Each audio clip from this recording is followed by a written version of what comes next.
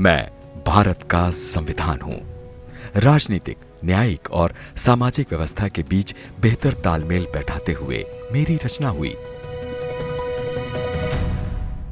389 सदस्यों की संविधान सभा में देश की तात्कालिक परिस्थितियों, वर्तमान की जरूरतों और भविष्य की चुनौतियों को लेकर 114 बैठकों में हुए संवाद से मैं राष्ट्र सेवा में समर्पित हुआ।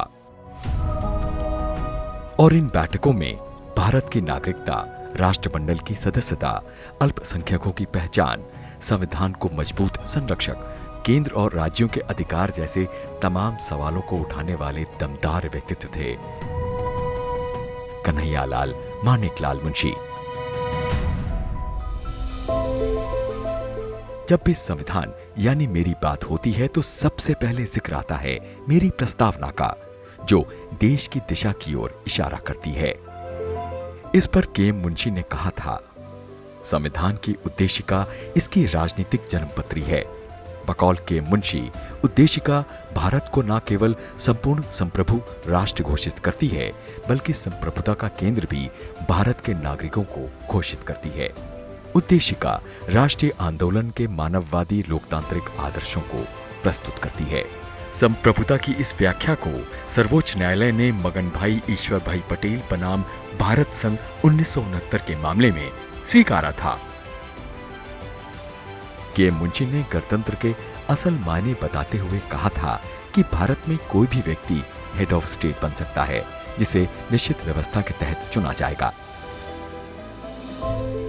राष्ट्रमंडल यानी कॉमनवेल्थ में भारत के शामिल होने के सवाल पर इन्होंने कहा था कि अब हम इसमें एक स्वतंत्र राष्ट्र के तौर पर शामिल होंगे और ब्रिटिश सम्राट के प्रति हमारी निष्ठा शून्य होगी। दूसरी ओर राष्ट्रमंडल के साथ जुड़े रहना सुरक्षा के नजरिए से बेहतर रहेगा। नागरिकता के प्रश्न को इन्होंने सिर्फ 5 शब्दों में सुलझा दिया था। नागरिक कौन? इसके जवाब में मुंशी ने कहा था, जो भारत में जन्मा हो। साथ ही ये भी प्रस्ताव किया कि संसद नागरिकता के संबंध में समय और परिस्थिति के हिसाब से कानून बना सकेगी। इन्होंने SC/ST को अल्पसंख्यकों के दायरे से बाहर निकालने की अपील करते हुए व्यवस्था दी थी कि दोनों ही हिंदू समुदाय का अभिन्न हिस्सा हैं। इन्होंने ये भी साफ किया था कि उन्हें संसद और विधान मंडलों में वंचित होने के चलते आरक्षण दिया गया है, न कि अल्पसंख्यक होने के चलते। राज्यपालों के सीधे जनता द्वारा चुनाव पर के.एम. मुंशी ने कहा था कि ये उचित नहीं होगा, इससे टकराव बढ़ेगा, पार्टियां अपने कमजोर नेताओं को खड़ा करेंगी, जिसके चलते संविधान को एक मजबूत संरक्षक नहीं मिल सकेगा। इस विचार को मान लिया गया। न्यायाधीशों को सेवानिवृत्ति के बाद किसी भी लाभ के पद पर नहीं रहना चाहिए। ऐसा करने से वो अपना काम ईमानदारी से कर पाएंगे। उनके इस प्रस्ताव को भी स्वीकार किया गया था। संसद और सरकार की शक्तियों के संबंध में मुंशी ने चेतावनी भरे लहजे में कहा था कि अगर कार्यपालक शक्तियों में संसद का दखल रहा तो सरकार पंगु हो जाएगी।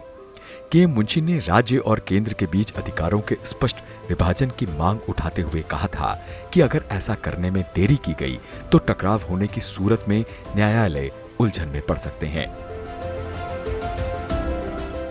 अभिव्यक्ति को किसी भी सीमा तक अपराध ना माना जाए, भले ही उससे देशद्रोह की बू आती हो, वरना उसके दुरुपयोग की संभावना बनी रहेगी।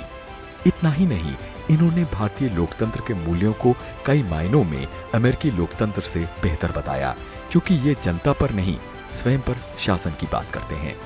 इन्होंने आध्यात्मिक लोकतंत्र की संकल्पना पर भी जोर दिया। स्वतंत्रता संग्राम के योद्धा, संविधान के निर्माता, केंद्र और राज्य सरकारों में मंत्री और प्रसिद्ध उपन्यासकार के.एम. मुंशी की मेरी रचना में अहम भूमिका थी। अगली बार बात करेंगे ऐसे ही एक दमदार हस्ताक्षर की।